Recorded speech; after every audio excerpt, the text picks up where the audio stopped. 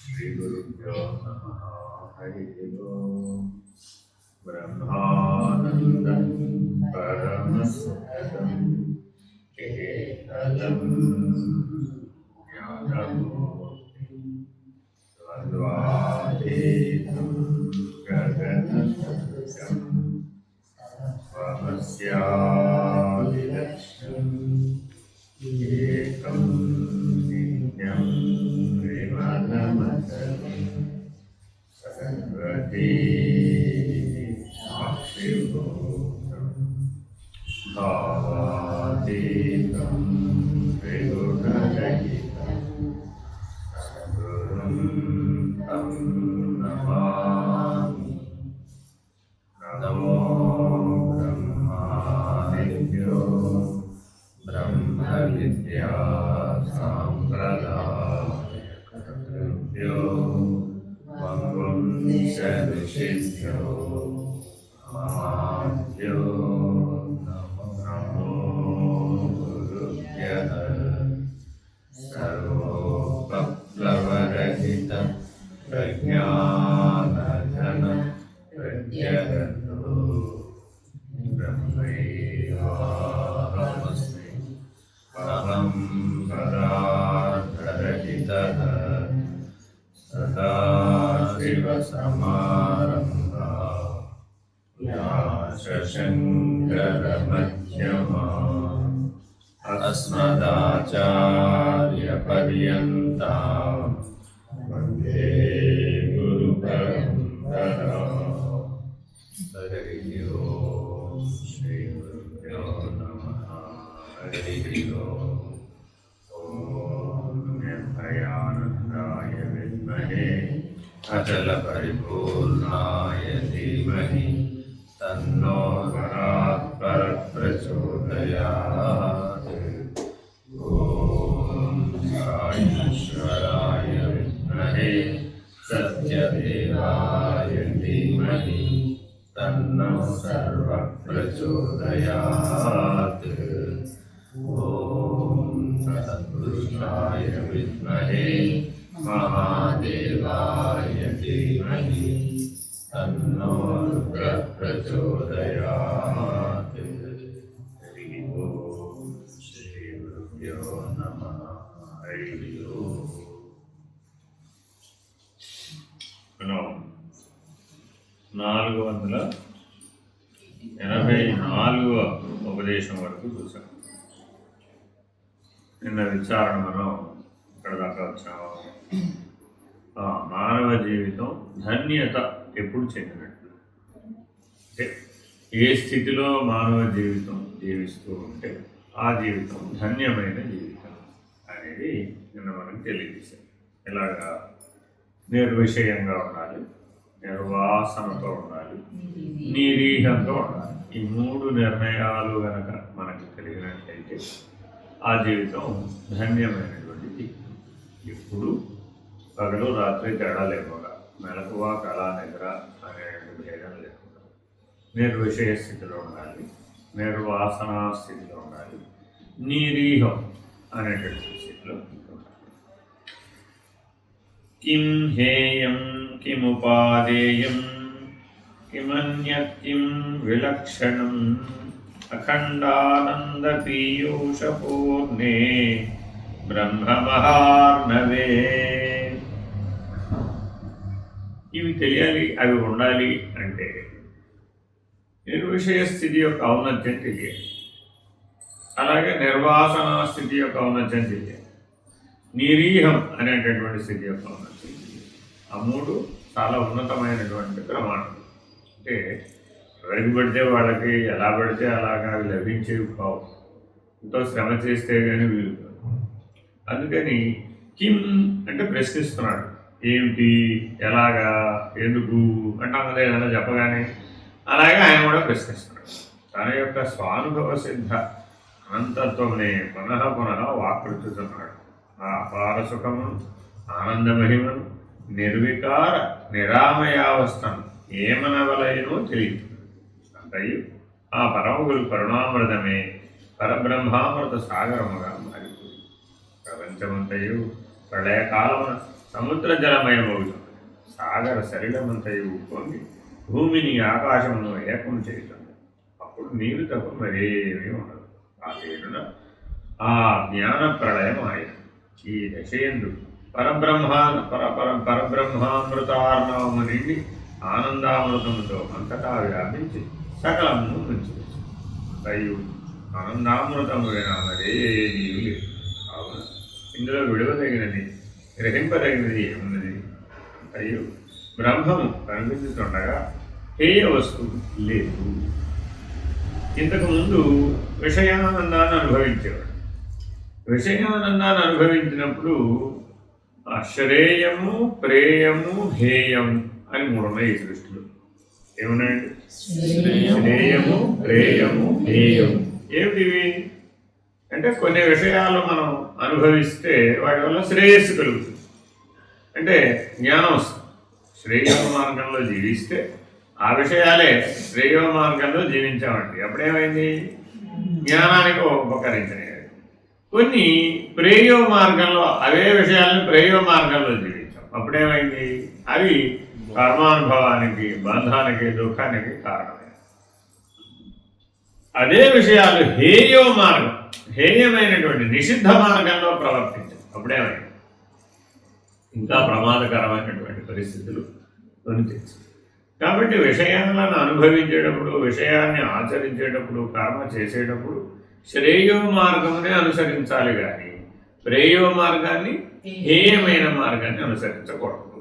సరే, ఉన్నదంతా బ్రహ్మం అనేటటువంటి మహావాక్య నిర్ణయం దృష్ట్యా చూసినప్పుడు ఎట్లా మాట్లాడుతున్నాం మనం అంటే, ఉన్నదంతా ఏంటి? బ్రహ్మమే. నువ్వు బ్రహ్మమే, నేను బ్రహ్మమే, జీవుడు బ్రహ్మమే, జగత్తు బ్రహ్మమే, ఈశ్వరుడు బ్రహ్మమే, సర్వం బ్రహ్మేతి అన్న స్థాయిలో మనం ఇప్పుడు మాట్లాడుతున్నాం. ఎందుకని? నిర్విషయము, నిర్వాసన, నిరీహం. అహమే లేదు, నేనే లేదు. నేను లేనంటే ఎవరో? ఉన్నది పరమాత్మే అయిపోయింది. ఆ జీవాత్మ లేకపోతే ఉన్నది ఎవరయ్యా అంటే పరమాత్మే. అంతయు పరమాత్మే. అంతా పరమాత్మ అనేటటువంటి ఆనంద స్థితిలో ఉన్నవాడు ఎలా ఉంటాడయ్యా? కిం హేయం.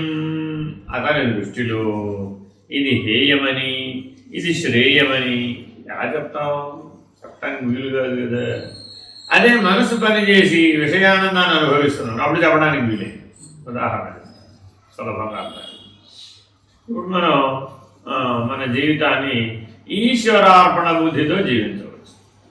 నేను స్థానంలో ఈశ్వరుడిని పెట్టి జీవించామనుకోండి, అప్పుడేమైపోయింది? అంతా ఈశ్వరుడే. ఏం జరిగినా ఈశ్వరుడే, అంతా ఈశ్వరానుగ్రహమే. మెట్లెక్కుతూ జారి పడ్డావండి. ఏమంది ఆవిడ? ఈశ్వరానుగ్రహం. ఏమిటమ్మా జారి పడ్డావు కదా, దెబ్బ తగిలింది కదా, ఈశ్వరానుగ్రహం అంటావేంటన్నాడు. సరేలేవయ్యా, కొద్దిలో పోయింది, పెద్ద ప్రమాదం జరిగి కాళ్ళు చేతులు విరిగి తల పగిలితే అప్పుడేమయ్యేది? పడటం ఇలాగే పడాలన్న నియమం ఉందే. ఏదో గొడ్డలు దెబ్బ తగలవలసిన చోట గుండు సూది గుచ్చుకున్న దాంతో పోయింది. ఈశ్వరానుగ్రహం కాకపోతే ఏమిటి అంతటా. చూడండి, జరిగిన సంఘటన ఒకటే. మరి అదే ఇంకొక ఆవిడ మళ్ళీ ఎక్కుతున్నాడు. ఆవిడ జారిపడింది. నాయన గోవింద నారాయణ బ్రహ్మాండం ఇబ్బంది పడిపోయినరా బాబోయ్, కాపాడంటారా బాబోయ్ బాబోయ్ బాబోయ్ అని బలవాలా ఏం చేస్తున్నారు. ఈ లోపల కాళ్ళు చేస్తే విరిగింది. గట్టిగా పడింది. గట్టిగా పడితే ఏమైంది? మరి కాళ్ళు కాస్త విరిగి. మరి ఇప్పుడు ఏమైనా అర్జెంటుగా పెట్టుకెళ్ళాలా వద్దా? ఇప్పుడు అయ్యో మరో నడుస్తుందా లేదా? ఇప్పుడు ఆవిడకి ఈశ్వరార్పణ బుద్ధి పనిచేసిందా? మరి ఏం చేయలే. ఎందుకని? ఆవిడ కంటే తేలికలో పోయిందండి. ఈవిడ కాలు విరిగింది. తేలికగా పోవడానికి కాలు విరగడానికి రెండు ఒకటేనే నాకు అర్థం కాదు. అది ఇది ఒకలాగా ఎలా అవుతుంది? ఒకలాగా ఎలా స్వీకరిస్తామా? ఈ బాధ ఎక్కువ, ఈ నొప్పి ఎక్కువ అని ఆ ఈశ్వరార్పణ బుద్ధి వస్తావు. తీవ్రమైన సమస్య రాగానే మానవ జీవితంలో వెంటనే మొదలపోయేదేమిటి? ఈశ్వరార్పణ బుద్ధి పోతుంది. పోయి నేనే అనుభవిస్తున్నాను, నేనే కాస్తాను, నేనే భక్తును. ఆ ఈశ్వరుడు ఏం దయామయ్యండి బాబు, ఇలా చేశాడు నాకు అర్థం కాదు. 3 నెలలు మంచంలో పడి చేసాడు. అప్పటికి రోజు నిత్యాభిషేకం చేస్తూనే ఉన్నాను. రోజు కార్తీక మాసం అంతా అభిషేకం చేద్దామని అనుకున్నాను. కానీ జారిపడ్డాను. కాళ్ళు లేవలేదు, కూర్చోలేను.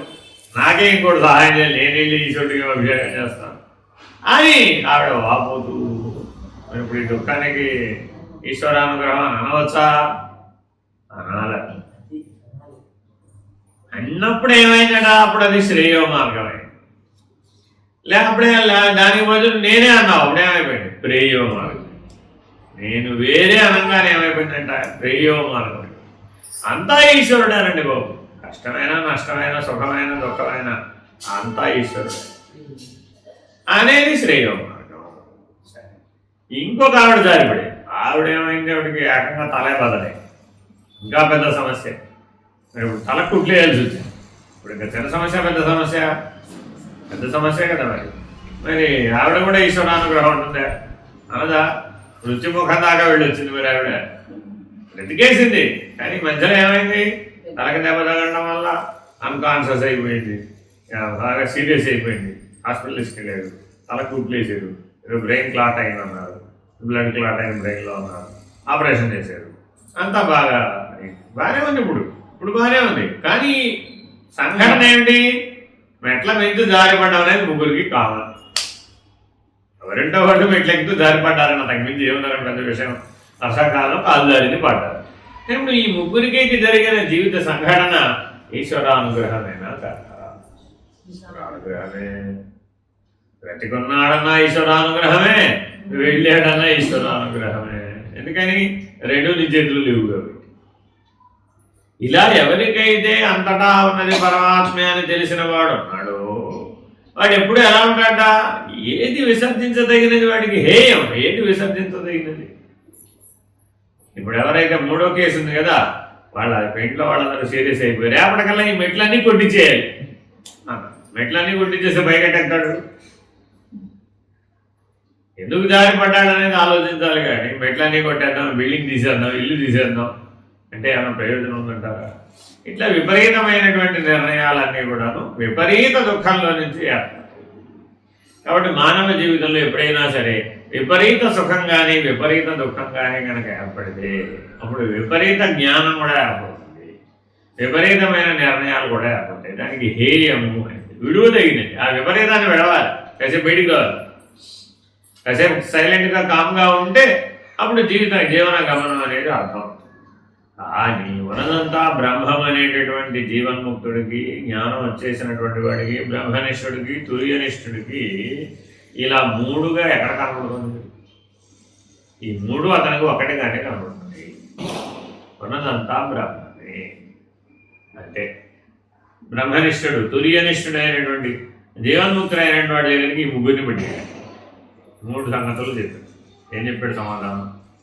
ముగ్గురికి ఒకటే సమాధానం చెప్పాడు. ఏమిటి? ఉన్నదంతా బ్రహ్మమే. అంతే. ఆయన దగ్గర నువ్వు ఏమడిగినా ఒకటే సమాధానం. ఎందుకని ఆయనకి బ్రహ్మం ఒకటే కనబడుతుంది కాబట్టి, వేరువేరుగా కనబడలేదు కాబట్టి. కావున హేయమని విడువదగినది ఏమున్నది, గ్రహించదగినది ఏమున్నది? అంతయు బ్రహ్మమే కనిపించుతుండగా ఏ వస్తువు లేదు. సరే, తనకన్నా వేరు లేనందుచే గ్రహించదగినది లేదు. ఇప్పుడు ఆ బ్రహ్మం ఎవరయ్యా? ఆయనే, నేనే, అంతటా వ్యాపించి ఉన్న ఆ బ్రహ్మము నేనే అనేటటువంటి ఆనందం అనేటటువంటి నిర్ణయ స్థితులు, ఆనందో బ్రహ్మ అనేటటువంటి నిర్ణయ స్థితులు మునిగిపోయి ఉన్నాడు. ఇక వేరుగా లేదు. ఆ సర్వవ్యాపకమైన బ్రహ్మమే నేనుగా ఉన్నాడు. అతడికి ఉపాధి లేదు, హేయము లేదు, ఉపాధి లేదు. కిం హేయం కిముపాధేయం. అటులనే తనకన్నా భిన్న వస్తువు స్ఫురించడం లేదు. ఏమండి, ఈ ఇల్లు మీదేనా, ఆ ఇల్లు మీదే? ఏమో, ఉన్నదంతా బ్రహ్మమే. ఈ ఊరు మీదేనా, ఈ దేశం మీదేనా, ఈ భాష మీదేనా? ఏమో, అంతా బ్రహ్మమే. ఇది కాదనడానికి, అది అవునంటానికి వేరుగా ఒకటి తోస్తేనే కదా. వేరుగా ఏమీ తోయడం లేదు. కాబట్టి భిన్నమైన వస్తువే లేదు. వేరు ధర్మములు గల ప్రాకృత వస్తువులు, అమృత జడ దుఃఖమయ వస్తువులు లేనే లేదు. ఏమండి, విషము అమృతం ఒకటేనంటారా, వేరు అంటారా అని జీవన్ముక్తుడైనటువంటి వాడిని, తత్వవేత్త అయినటువంటి వాడిని అడిగాము. ఆయన ఏమన్నాడు? బ్రహ్మమే. ఆయన సమాధానం ఎప్పుడు ఒకటే, మనదంతా బ్రహ్మమే. ఆయనకి విడుగుదగిన వస్తువు కానీ పొందదగిన విషయం కానీ అనృత జడ దుఃఖాత్మకం. ఈ ప్రపంచానికి 3 లక్షణాలు ఉన్నాయట. ఏమిటది? అనృత జడ దుఃఖాత్మకం. అనృతం అంటే అసత్యం, కాసేపే ఉంటుంది, తాత్కాలికంగా ఉంటుంది, తోచినంతసేపే ఉంటుంది, తోచకపోతే లేదు. అటువంటి అనృతమైనటువంటి జడ వస్తువు తనంతర తాను కదలలేదు. మరొక చైతన్య వస్తువు దాంతో కలిస్తేనే కానీ అలా తనంతర తాను తిరగలేదు. ఈ ప్రపంచం కూడా జడమైనటువంటిది. చైతన్యం యొక్క చేరిక లేకపోతే దాంట్లో ఏ మార్పు ఏ పరిణామం రాదు. దుఃఖాత్మకం. ఇప్పుడు సుఖంగా కనిపించినా కొంతకాలం తర్వాత మళ్ళీ అది దుఃఖంగానే పరిణమిస్తుంది. Very important. కాబట్టి ఈ ప్రపంచం మొత్తం అంతా ఉన్నటువంటి అనృత జడ దుఃఖాత్మకమైన వస్తుజాలం అతనికి ఏమైపోయింది? సర్వం బ్రహ్మమయం జగత్. ఆ రూపంగా మారిపోయింది. ఏమనగా అంతయు అఖండ పరిపూర్ణామృత రసమే ఆనంద ఘనమే అయి ఉన్నది. ఈ బ్రహ్మానందం అనేటటువంటిది ఎటువంటిదయ్యా అంటే ఆనంద ఘనం. కదలనటువంటి, మారనటువంటి, చెదలనటువంటి, కరిగిపోనటువంటి, అరిగిపోనటువంటి, కరిగిపోనటువంటి ఆనంద ఘనం. దేవతలు అమృతమును త్రావిరి అని అన్నతో ఎవరు సచ్చిదానందామృతమును పానములు చేసిరో వారలే జనన మరణ రహిత దివ్యత్వం నందిన దేవులు సురలు అని చెప్పబడుతోంది. క్షీరసాగర మధనం అయిపోయింది, అమృతం పుట్టింది, ఆలాహలం పుట్టింది. ఆ ఆలాహలమేమో ఈశ్వరుడు పుచ్చుకున్నాడు, అమృతమేమో దేవతలు పుచ్చుకున్నాడు. ఏమిటయ్యా ఈ అమృతము అంటే సచ్చిదానందం అనేటటువంటి లక్షణమే అమృత స్వరూపం. అంతేగాని పదార్థం కాదు. మానవులందరూ అమృతం కోసమని ఎక్కడన్నా భూమండలం అంతా బ్రహ్మాండం అంతా వెతికారే అనుకోండి, 14 లోకాలు విమానం వేసుకెళ్ళి వెతికొచ్చామనుకోండి, ఎక్కడ పదార్థం కాదు కదా. అది ఎటువంటిది? సచ్చిదానందం అనేటటువంటి లక్షణమైనటువంటిది. ఆ సచ్చిదానంద లక్షణమే అమృత స్వరూపం. అమృతము అంటల్లో ఉద్దేశం ఏమిటి అంటే ఈ సచ్చిదానంద స్థితికి చేరుకున్నటువంటి వాడు అంతటా బ్రహ్మమనే దర్శిస్తూ ఉన్నవాడు, అంతటా పరమాత్మనే దర్శిస్తూ ఉన్నవాడు, అంతటా ఈశ్వరునే దర్శిస్తూ ఉన్నవాడు, అంతటా చైతన్యమే నేరుగా ఉన్నవాడు ఎవడైతే ఉన్నాడు వాడికి పునః ఈ ఉపాధి సప్తధాతు నిర్మితమైనటువంటి ఈ ఉపాధి మరణ పొందవలసినటువంటి అవసరం లేనటువంటి వాడు. మనం ఏ స్థితిలో ఉండాలి అంటే ఈ శరీరం వదిలేసే సమయానికి మరలా నాకొక శరీరంతో పని లేదు అన్న నిర్ణయానికి రాదు. ఆ నిర్ణయంలో ఉండాలి. మృత్యు వచ్చిన క్షణానికి మనం ఏ నిర్ణయంలో ఉండాలట? ఇక నాకు ఈ శరీరంతో పని లేదు, అవసరం లేదు. మరలా ఏ శరీరం కూడా అవసరం. ఈ శరీరంతో పని లేదు, మరలా ఏ శరీరంతో కూడా నాకు పని లేదు అన్నటువంటి నిర్ణయంలో ఎవరైతే ఉంటారో వాళ్లే సచ్చిదానందామృతమును ప్రోలినటువంటి వాళ్ళు. అది ఎప్పుడో మృత్యు వచ్చినప్పుడు చేద్దామంటే అప్పుడు కుదురుతుంటారా? కాబట్టి నాకు ఇప్పుడే చేయాలి. ఆ స్థితిలో ఇప్పుడే ఉంటారు. అందుకని వాళ్ళని ఏమన్నారు? దేవతలు, సురులు అన్నారు. ఎవరికైతే జనన మరణం అనేటటువంటి లక్షణం లేదు వాళ్లే సురలు, వాళ్లే దేవతలు. ఎవరు స్వయం ప్రకాశమానులో వారును దివ్యతీతి దేవ. తేజశరీరం. మనకే శరీరం ఉందట? జ్యోతిర్మయమైనటువంటి శరీరం. మనకే శరీరం ఉంది. ఇప్పుడు సప్తధాతు నిర్మితమైన శరీరం, జడ వస్తువులతో కూడుకున్నటువంటి శరీరం. ఇది ఒకవేళ ఇది లేదన్నాం అనుకోండి, అది సూక్ష్మ శరీరం. ప్రాణ మనస్సులతో కూడిన సూక్ష్మ శరీరం. అజ్ఞానం అవిద్యతో కూడుకున్నటువంటి భావనామయ శరీరం కూడా మూడోది కారణ శరీరంగా ఉంది. కాబట్టి ఈ 3 శరీరాలు నేను కాదని మహాకారణ శరీరమైనటువంటి తేజ శరీరమే నేనుగా, మనం చైతన్యమే నేనుగా ఉండాలి. అలా ఎవరైతే ఉన్నారో వాళ్ళే దేవతలు. ఆ తేజ శరీరాన్ని ధరించిన వారు ఎవరైనా అంటే దివ్యతీతి దేవ అని ఉత్పత్తి చే స్వయం ప్రకాశ పరబ్రహ్మస్వరూపులే దేవతలను అని వచింపబడుతున్నారు. కావున ఆనందామృత ప్రాయులై ఆనందరూపులవుతున్నారు. ఇది స్థితియే నాకు కలిగినదని శిష్యుని వచనము ప్రమాణము. ఈ వివేక చూడమణిలో మనం చివరి 100 శ్లోకాలు చూస్తున్నాం. అంతకుముందు 480 ఉపదేశాల ద్వారా గురువు బోధించినటువంటి జ్ఞానం ద్వారా శిష్యుడు ఈ ఆనందో బ్రహ్మ అనేటటువంటి నిర్ణయానికి వచ్చేసాడు. శిష్యుడు చెప్తున్నాడు ఇదంతా కూడా తన పరిణామం పూర్తయిపోయింది. అఖిలాగమాంతలక్ష్యం ఆనోపాదానహీన చిన్మాత్రం అనుభూతిమాత్రగమ్యం బ్రహ్మైవాహం తదస్మి పరిపూర్ణం. సకల వేదాంతములకు ముఖ్య లక్ష్యమైన త్యాగ గ్రహణార్హము గాని చిద్రూపమైన కేవలానుభవము చే పొందదగిన ఆ పరిపూర్ణ పరబ్రహ్మమే నేను, అదే అఖండం. ఇప్పటి వరకు జీవుడుగా తాను చూసినవన్నీ ఎటువంటి వాట? ఖండం. జీవుడుగా చూసినవన్నీ ఏంటి? ఖండం. అంటే శబ్దం వేరే, స్పర్శ వేరే, రూపం వేరే, రసం వేరే. శబ్ద స్పర్శ రూప రసగంధాదులైన 5 విషయాలు వేరే, పంచేంద్రియాలు వేరే, కర్మేంద్రియాలు వేరే, జ్ఞానేంద్రియాలు వేరే, ప్రాణేంద్రియాలు వేరే, విషయేంద్రియాలు వేరే. ఇట్లా 5-5గా విడివిడిగా చూస్తున్నవాడు ఎవడయ్యా అంటే జీవుడు. అఖండంగా చూసేవాడు ఎవరయ్యా అంటే బ్రహ్మ. ఏమిటి అఖండంగా చూస్తున్నాడు ఆయన? పంచశక్తులు, పంచ తన్మాత్రలు, పంచ బ్రహ్మలు, ఇంద్రియాలన్నీ పెండాండం జీవుడి దగ్గర. గుర్తుపెట్టుకోవాలంటే బ్రహ్మాండంలో ఏమున్నాయి? సృష్టిల దగ్గర ఏమున్నాయి? పంచశక్తులు, పంచ బ్రహ్మలు, పంచ బీజములు, పంచ కార్యములు, పంచ తన్మాత్రలు. ఈ 5-5 కలిపితే బ్రహ్మాండం. జ్ఞానేంద్రియాలు, కర్మేంద్రియాలు, ప్రాణేంద్రియాలు, విషయేంద్రియాలు, అంతరేంద్రియాలు. ఈ ఇంద్రియాల సమూహం అంతా కలిపితే పిండాండం. ఇది జీవుడు. పిండాండము ప్లస్ జీవుడు. అక్కడ బ్రహ్మాండం. బ్రహ్మాండంలో కూడా 5-5 పంచశక్తులు ఏమిటవి? ఇచ్ఛాశక్తి, క్రియాశక్తి, జ్ఞానశక్తి, ఆదిశక్తి, పరాశక్తి. పంచ బ్రహ్మలు బ్రహ్మ, విష్ణు, రుద్ర, మహేశ్వర, సదాశివుడు. పంచబ్రహ్మలు అంటే వాడు.